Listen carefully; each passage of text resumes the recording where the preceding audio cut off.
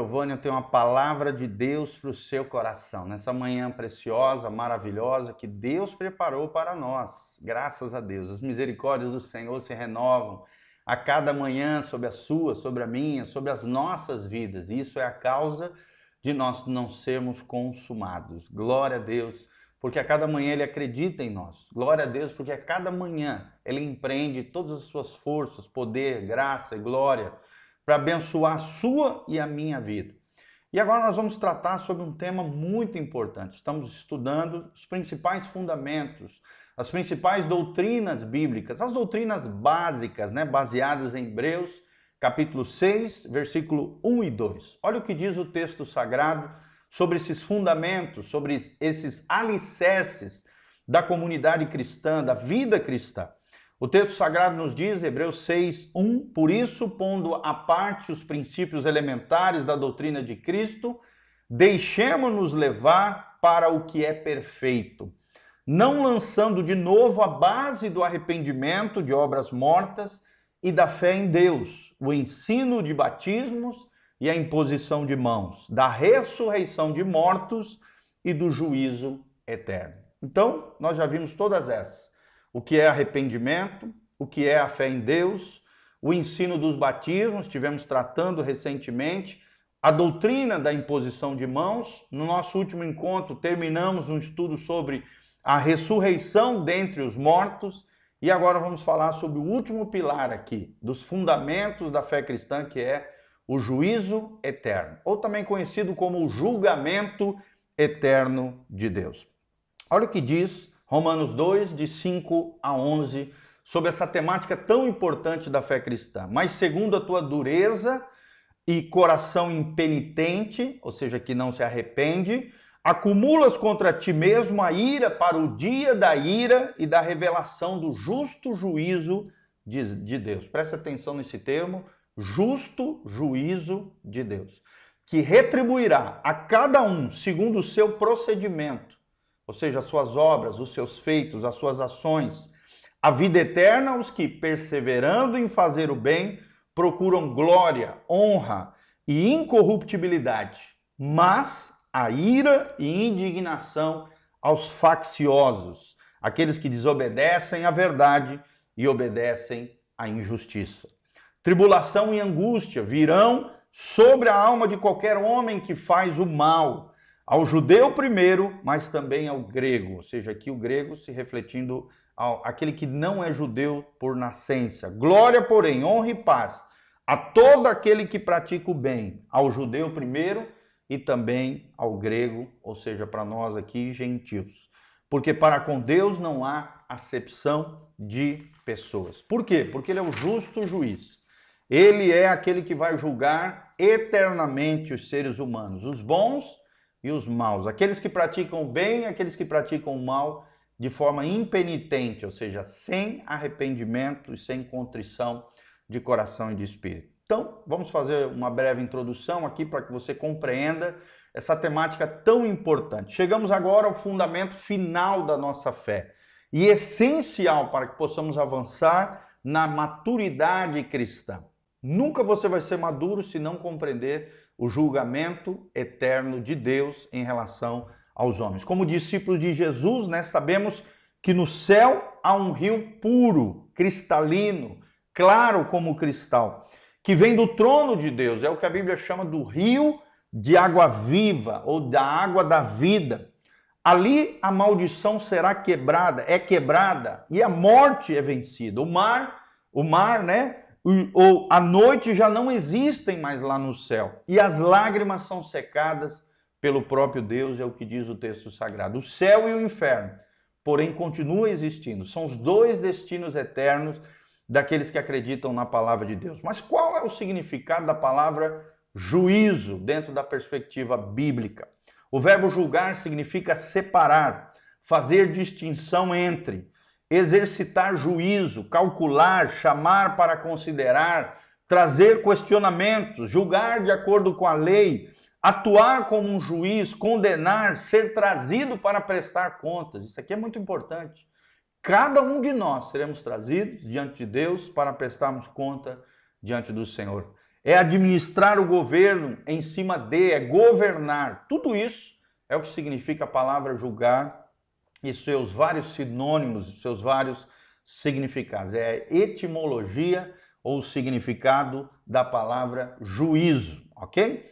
Quais são as razões que nós temos para ensinar sobre o juízo eterno? Por que é necessário? Qual é a importância do ensinamento sobre o juízo eterno? Primeiro, porque deveríamos ser agradecidos a Deus por tudo aquilo que Deus tem feito para nós.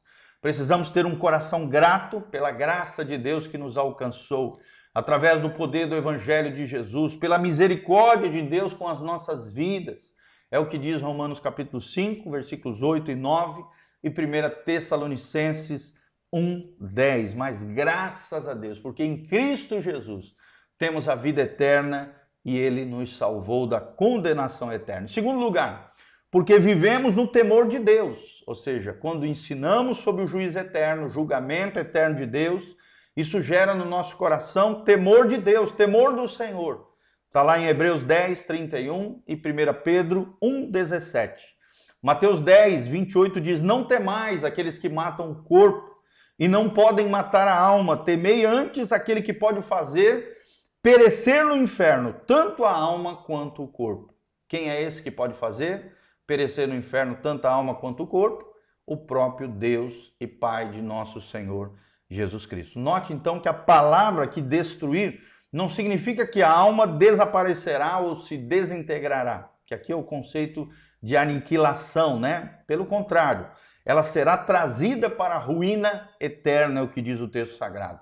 Não é a perda do ser, mas do bem-estar, da presença de Deus por toda a eternidade, debaixo de condenação e tormentos eternos.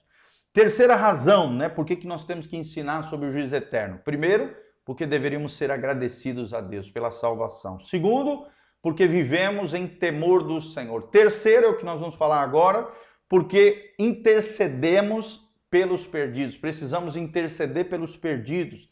Ou seja, aqueles que ainda não conhecem a Deus, aqueles que não se converteram, nasceram de novo ou foram regenerados. Devido ao terror de morrer sem Cristo, isso deve nos levar a orar e interceder em favor daqueles que ainda não conhecem a Jesus. Nós devemos cumprir plenamente o nosso ministério de pregação do Evangelho, das boas novas de Jesus. E é nosso papel como igreja interceder e pregar o Evangelho àqueles que ainda não conhecem a Deus, é o que a Bíblia chama de perdidos. Em 2 Timóteo 4, fala sobre isso. E a quarta razão para ensinarmos sobre o juízo eterno de Deus é porque deveríamos apresentar o Evangelho assim como ele é. Não podemos apresentar um Evangelho parcial, mas sim pleno, completo, total. E o Evangelho revela, sim, a justiça e a ira de Deus, é o que nos ensina a palavra de Deus, lá em Romanos 1, de 16 a 20, que nós lemos aqui para vocês, tá bom? Aí surge uma outra pergunta, como é que a ira de Deus é revelada? Como é que Deus vai manifestar sua ira diante dos homens? Em primeiro lugar, querido, a ira de Deus é revelada na consciência do homem, a menos que ele esteja entorpecido na sua mente. É o que Paulo chama de mente cauterizada. Como é que a ira de Deus é revelada? Também através da história, né? Por exemplos, como, por exemplo, a história de Adão, a história do Éden, a história do dilúvio, do juízo no dilúvio, da Torre de Babel, das cidades de Sodoma e Gomorra. Como é que Deus agiu com relação ao pecado impenitente, o pecado sem arrependimento, com juízo da parte de Deus.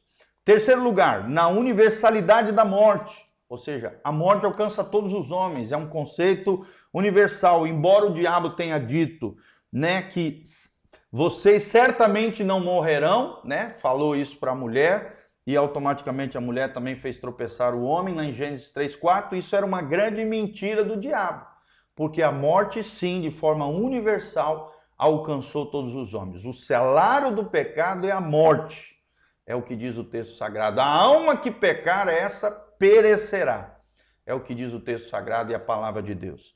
Mas graças a Deus que tem a continuidade, né, de Romanos 6:23, que diz, mas o dom gratuito de Deus é a vida eterna em Cristo Jesus, o nosso Senhor. Então existe isso, a universalidade da morte. A morte alcança todos os homens, conforme nos ensina a palavra de Deus, por causa do peso e da consequência dos pecados humanos. E nas consequências de pecado, também é outra maneira de Deus revelar, né, a ira de Deus sobre os homens. A Bíblia diz: aquilo que o homem semear, isso também ceifará, em Gálatas 6, 7. E por último, no Calvário, né, ocorreu a maior manifestação da ira de Deus. Por quê? Porque Jesus pagou ali no Calvário um alto preço para satisfazer a ira de Deus contra os homens.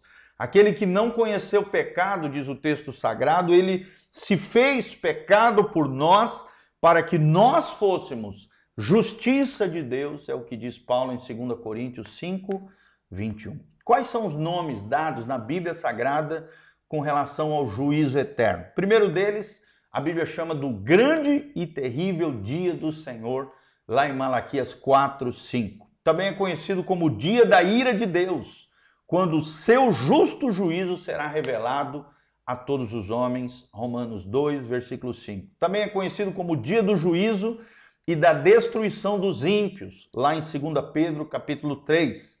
E também em Apocalipse 6, 16, 17, o grande dia da ira daquele que se senta no trono e do Cordeiro, conforme Apocalipse capítulo 6, tá bom? O grande dia da ira, o dia do juízo e da destruição dos homens, o dia da ira de Deus e o grande e terrível dia do Senhor são referências bíblicas, ou seja, títulos sinônimos do juízo eterno de Deus. Então, o juízo eterno é certo.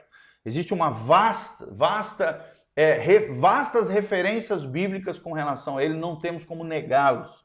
Nós vemos isso em Atos 17, 30, e versículo 31, Isaías 45, 23 e 24, e todos os que não fazem parte do reino de Deus, ou seja, estão debaixo do império das trevas, não se arrependeram, não reconheceram Jesus como o Senhor e Salvador das suas vidas, aqueles que não fazem parte do reino de Deus estarão lá, no juízo eterno, naquele dia, conforme diz Lucas 16, 17 e 31 e Apocalipse 21, 8, no que a Bíblia chama do juízo do grande trono branco, onde os mortos sem Cristo, os ímpios, os incrédulos, ressuscitarão para juízo, vergonha e condenação eterna. As consequências disso serão aterrorizantes, irmãos. Por isso nós temos que pregar sobre isso, para que seja gerado temor nos corações. Mas o que é o juízo eterno? É outra pergunta que surge e que nós vamos tentar responder. Primeiro, é ser lançado no fogo eterno do inferno. Segundo, é estar na companhia do diabo e dos seus anjos caídos que o acompanharam. É o castigo eterno descrito na palavra de Deus. É a escuridão eterna, onde haverá choro e ranger de dentes. É o que diz a palavra de Deus. É vergonha e desprezo perpétuos. É a segunda morte de Apocalipse 20, versículo 14 e 15. E o pior de tudo, irmãos, é a separação eterna de Deus. Isso é o que é o juízo eterno. Nós vamos parar por aqui, vamos continuar na próxima semana, né, no nosso próximo encontro, vamos continuar falando sobre o juízo eterno de Deus. Espero de alguma maneira estar contribuindo com o seu crescimento, com a sua maturidade espiritual, através do ensinamento desses fundamentos da palavra de Deus. Aqui debaixo tem todas as informações da nossa igreja, horário de culto, todas as nossas redes sociais, também as informações para que você possa contribuir conosco, semear no reino de Deus e abençoar esse ministério de pregação do evangelho puro e simples de Jesus de Nazaré. E aqui um convite, vem estar conosco nesse sábado às 19 horas, o pastor Irã Góes, diretor do Seminário Teológico lá de Campo Mourão, presidente das Luteranas Livres, vai estar conosco. E no domingo também estará conosco às 19 horas. No domingo de manhã, às 9 horas, eu, pastor Giovanni, estarei ministrando a Escola Bíblica Dominical, uma temática especial do coração de Deus para o seu coração. Vem estar conosco. Igreja Casa na Rocha. Louvado seja o nome do Senhor. Amém, amém e amém.